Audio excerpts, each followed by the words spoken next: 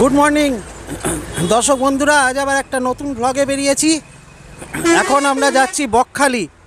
আপাতত পৈলানহাটে দাঁড়িয়ে আমরা ব্রেকফাস্ট করলাম, পেটাই পরোটা আর ঘুগনি। এরপর আমরা রওনা দেব সোজা ডায়মন্ড হারবার হয়ে সোজা রাস্তা নামখানা ব্রিজের দিকে। রাস্তার কন্ডিশন কেমন সব কিছু দেখাবো। রাস্তা এখনও পর্যন্ত ভালোই, আর এরপর মোটামুটি এখনও ট্রাফিক খুব বেশি ঘন নয়, হালকা হালকাই আছে। এরপর আমতলা দেখা যাক কোনো জ্যাম হয় কি না। চলুন আবার যেতে যেতে কথা হবে।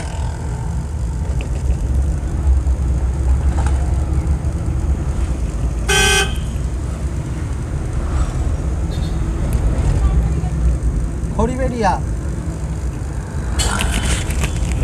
আমরা খড়িবেড়িয়া বাজার ক্রস করছি।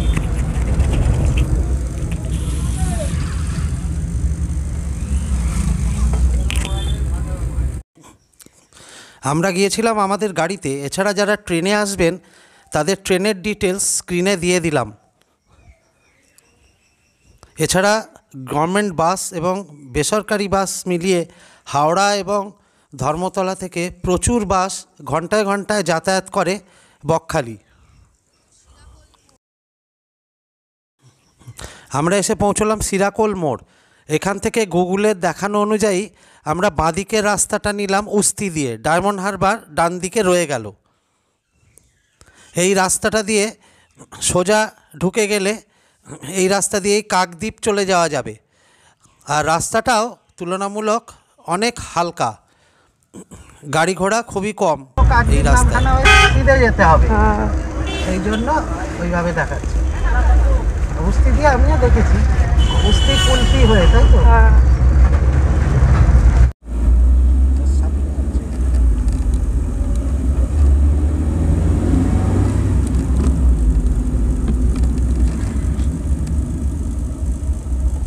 বকখালি 67 কুলপি 4। এটা হলো নতুন রাস্তার মোড়। এইখান থেকে ডান দিকে গঙ্গাসাগরের দিকে চলে যাচ্ছে। সম্ভবত লট নাম্বার 8-এর রাস্তা এইটাই। আর আমরা সোজা চলে যাব কাকদ্বীপ ক্রস করে বকখালি।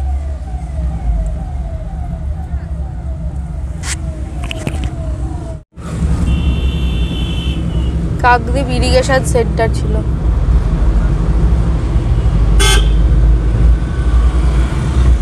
কাকদ্বীপ বাজার। বকখালি এখনো সোজা 39, ফ্রেজারগঞ্জ 37, নামখানা 14। নামখানা থেকে আরো 25 কিলোমিটার হচ্ছে বকখালি। কাকদ্বীপ বাস স্ট্যান্ড বাদিকে। হ্যাঁ, বাদিকে কাকদ্বীপ বাস স্ট্যান্ড। এখান থেকে ধর্মতলার প্রচুর বাস তো ছাড়ে।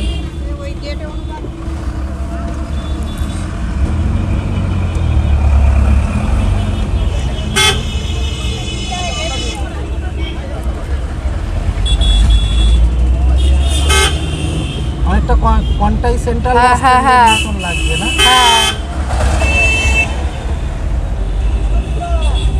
পুরো সেম ওই রকমই লাগছে।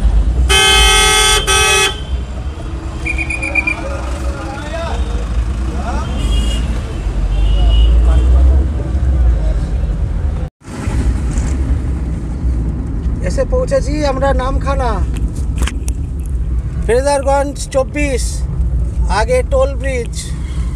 যে ব্রিজটা নতুন হয়েছে, যেটা হাতানিয়া দোয়ানিয়াতে আগে বার্জ ক্রস করতো, এখন সেখানে ব্রিজ হয়েছে। চলুন সেই ব্রিজের ওপর দিয়ে যাব এখন আমরা বকখালির দিকে সোজা।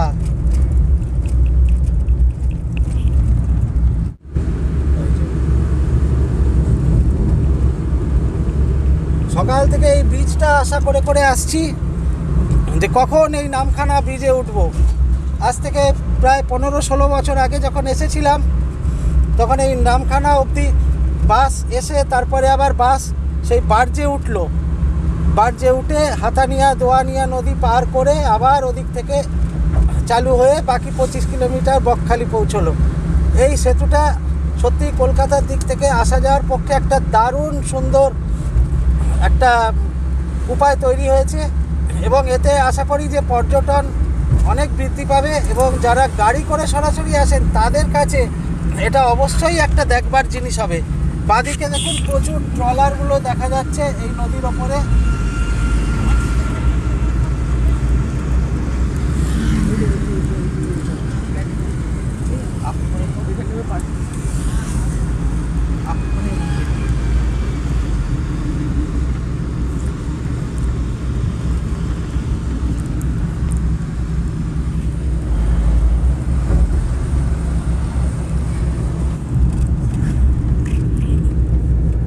সামনে একটা টোল প্লাজা দেখতে পাচ্ছি। এই ডেস্টিনেশন বকখালি, তার 2 কিলোমিটার আগে ফেজারগঞ্জ।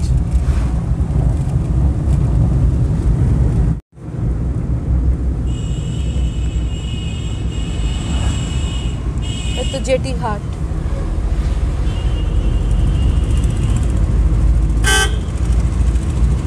হেনরি আইল্যান্ড এইদিকে চলে গেল তাহলে।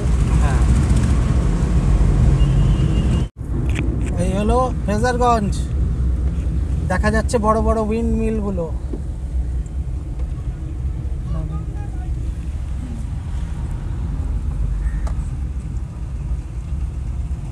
এই ডান দিকে ফ্রেজারগঞ্জ বিচ।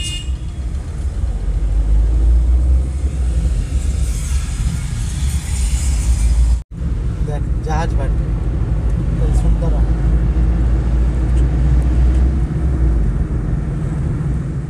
অমরাবতীতে এই যে কটেজ আছে 1700 টাকা করে বলছিল। দুটো দেবে। এই হোটেলে সব ভাড়া বেশি। এই তো সংযোগ বাদিকে। হ্যাঁ, এই তো বাদিক ধরে হোটেলগুলো। হয়তো এরপরে হচ্ছে সোনার বাংলা।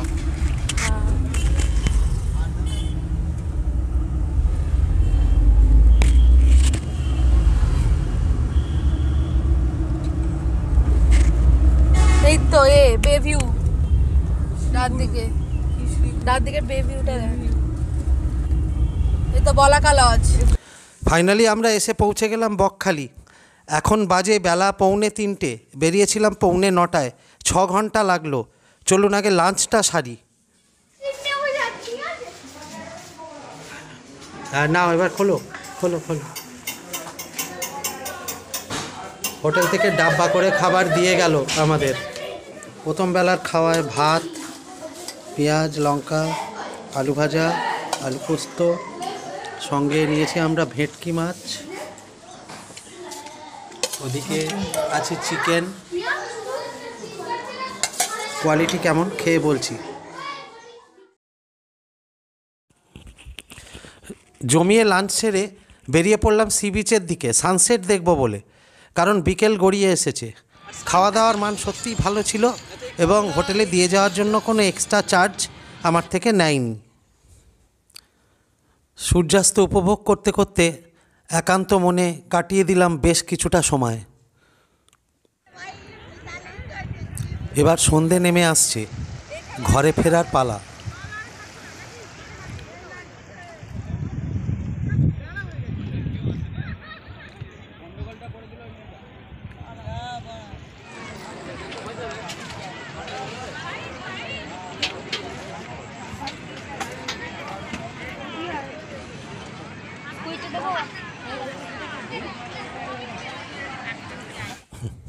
সন্ধেবেলা বিচ মার্কেটে মাছের স্টলে ঘুরে ঘুরে ভ্যারাইটি সমস্ত মাছ দেখলাম এবং কিছু মাছ ভাজা কিনে নিয়ে হোটেলে ফিরে এলাম। 31শে ডিসেম্বর বকখালিতে সকালবেলা দাঁড়িয়ে রয়েছি। চারিদিকে প্রচুর লোক, আর সামনেই দেখতে পাচ্ছি বকখালি পিকনিক গ্রাউন্ড। চলুন সেখানে ঢুকে আপনাদের দেখাবো কত গাড়ি এসেছে। ছোট বাস, বড় বাস, লরি, কিছু বাদ নেই এবং প্রচুর জনসমাগম এখন এখানে।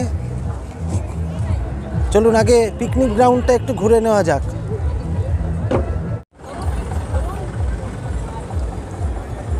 এই দেখুন আরও কত গাড়ি এসে পৌঁছাচ্ছে বকখালি পিকনিক গ্রাউন্ডে।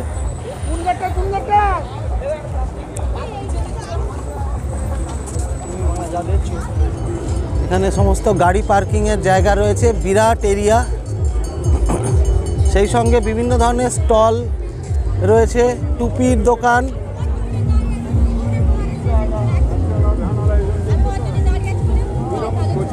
ছোট ছোট চায়ের স্টল, আর সমস্ত লোকেরা যার যার বাস গাড়ি তার পাশে বসে পিকনিক শুরু করে দিয়েছেন।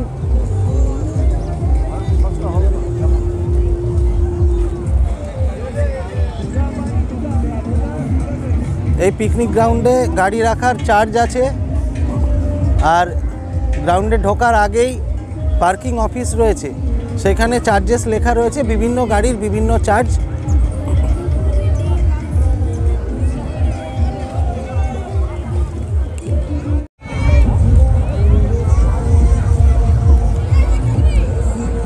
দেখুন পিকনিক পার্টির রান্না শুরু হয়ে গেছে, বাসের ছাওয়ার মধ্যেই মাদুর পেতে সবজি কাটাকুটি রান্না ইত্যাদি শুরু করে দিয়েছে।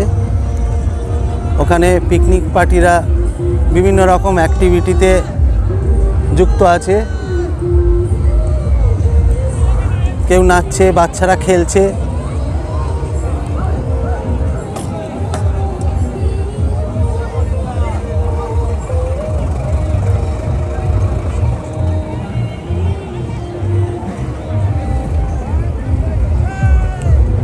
চলুন এবার সি বিচের দিকে যাওয়া যাক।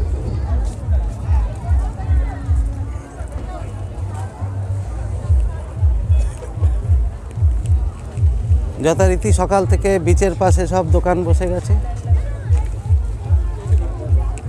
কেউ মাটিতে, যাদের পাকা দোকান তারা পাকা দোকান খুলে ফেলেছে।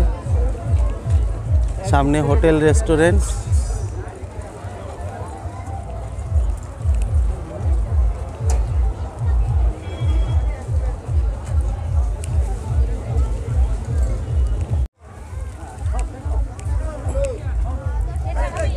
বিচের পাশেই ব্রেকফাস্টের প্রচুর স্টল রয়েছে দুপাশ ধরে। এই বাদিক ধরে এখানটার পুলিশ আউটপোস্ট আছে, তার সাথে ডান দিক ধরেও বিভিন্ন খাবার স্টল রয়েছে। তার সঙ্গে এই চলছে আখের রস।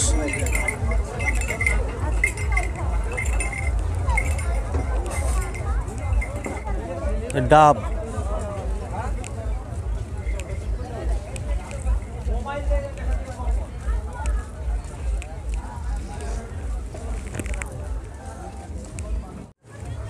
সি বিচের শুরুতেই পেয়ে যাবেন selfie point, selfie zone, I love Bakkhali. এখানে বেশ কিছু ফটোশ্যুট করে নিন, যেমন আমরাও করব।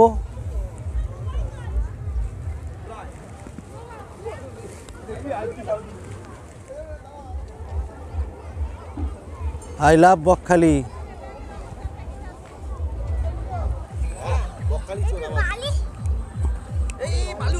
সকালবেলার বকখালি,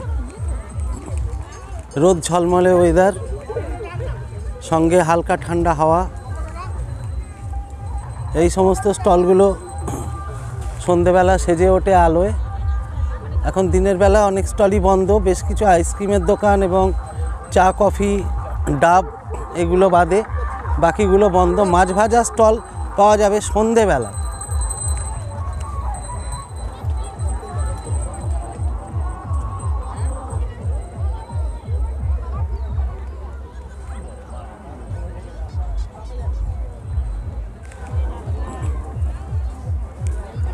এই সেই বসার জায়গাগুলো যেগুলো সন্ধেবেলা লাইন দিয়ে বিচে চেয়ার রাখা থাকে। এখন একটু সেটিংটা অন্যরকম করে রাখা আছে, কারণ প্রত্যেকটা কিছু কিছু 4টে 5টা 6টা চেয়ারের পাশে একটা করে ছাওয়ার জন্য ছাতা দেওয়া রয়েছে। আর রঙিন ছাতাগুলো দেখতেও খুব সুন্দর লাগছে। এইখানে বসা যাবে 1 ঘন্টা 10 টাকা চার্জ দিয়ে, আর সেই সঙ্গে একটু ডাব খেয়েও নিতে পারেন।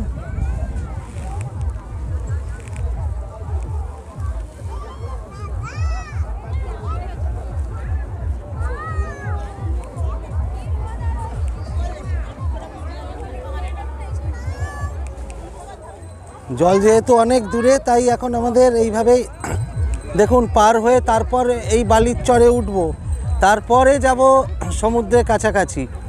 অনেকটা হেঁটে যেতে হবে। আজ 31শে ডিসেম্বর, প্রচুর লোক সমাগম হয়েছে এখানে। পিকনিকের আবহাওয়া। মরুভূমি আর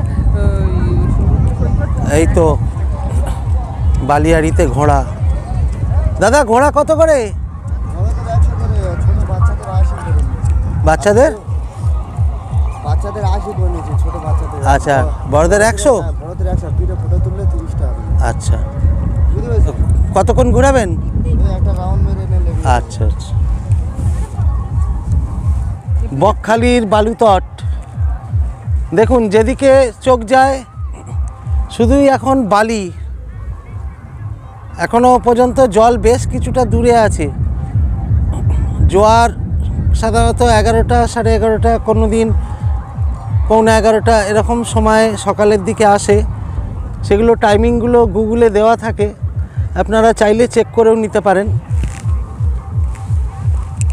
চলুন এগিয়ে যাই জলের দিকে কিছুটা। Welcome to Bakkhali sea beach. দেখুন কত লোক এসছে আজ।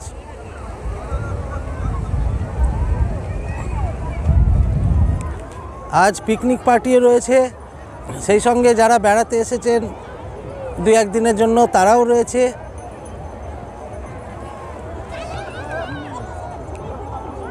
প্রচুর ভিড় আজ। জল এখন এই জায়গায় দেখা যাচ্ছে, পরিষ্কার জলই দেখতে পাচ্ছি, চকচকে জল। চলুন আপনাদের দেখাই।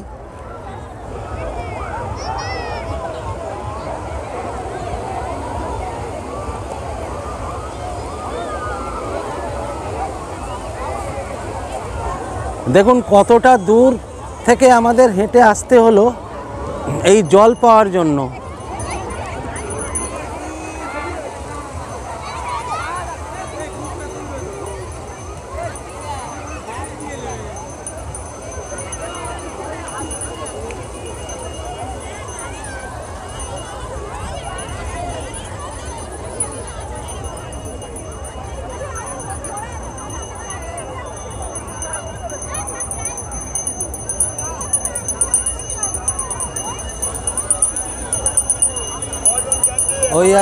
ওই আসছে হাওয়াই মিঠাই। কত করে গো? 10।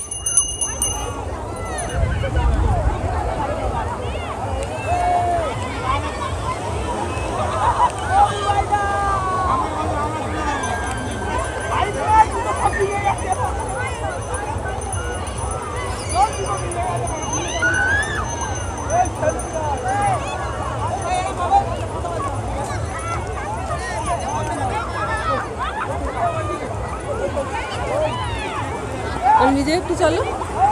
সমুদ্রে হালকা হালকা ঢেউ।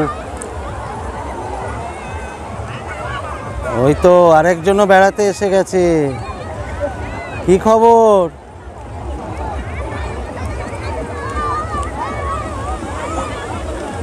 টি স্টল, এখানে আমরা ব্রেকফাস্টটা সারছি। আমার সঙ্গী সাথীরা নিয়েছে একজন মুড়ি ঘুগনি, আর আমি নিয়েছি বাটার টোস্ট অমলেট। দাদা বাটার টোস্ট অমলেট কত? কমপ্লিট 45 টাকা। আর মুড়ি ঘুগনি 20 টাকা। রেট ঠিকই আছে। আর এই যে ছাতা, এই ছাতার আবার একটা নতুন গল্প আপনাদেরকে শোনাই। এই ছাওয়ায় যদি বসেন তাহলে কেউ নিচ্ছে 20 টাকা, কেউ নিচ্ছে 30 টাকা। আর যদি রোদে বসতে পারেন কষ্ট করে তাহলে 10 টাকা হয়ে যাবে। আমরা রোদে বসে নিজস্ব ছাতা খাটিয়ে নিয়েছি।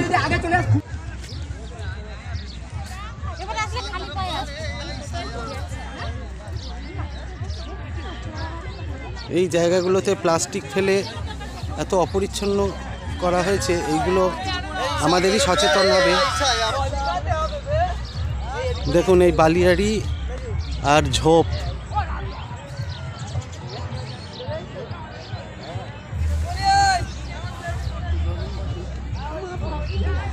এই বালিতে কিন্তু হাঁটা খুব কষ্টকর, পা বসে বসে যাচ্ছে। এই দেখুন ক্যাকটাস, ফণিমনসা।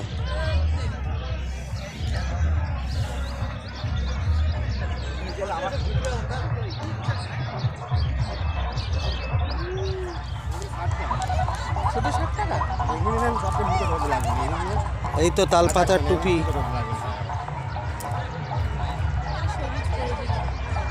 কত দাম এটা? 80 টাকা। 80 টাকা? 60 টাকা।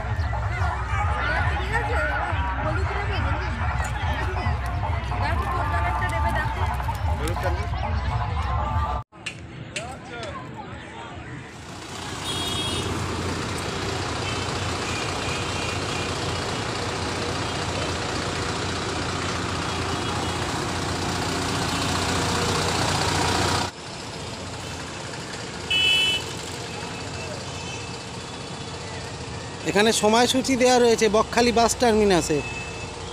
সকাল 3:30 থেকে বাস চালু হয়ে যায়। হাওড়া ধর্মতলা দু রকমই সার্ভিস আছে। আর এইখানেই বাস দাঁড়ায়। আর এপাশে আছে টিকিট কাউন্টার। এই টিকিট কাউন্টার থেকে টিকিট পাওয়া যাবে এই বাসে চড়ার জন্য।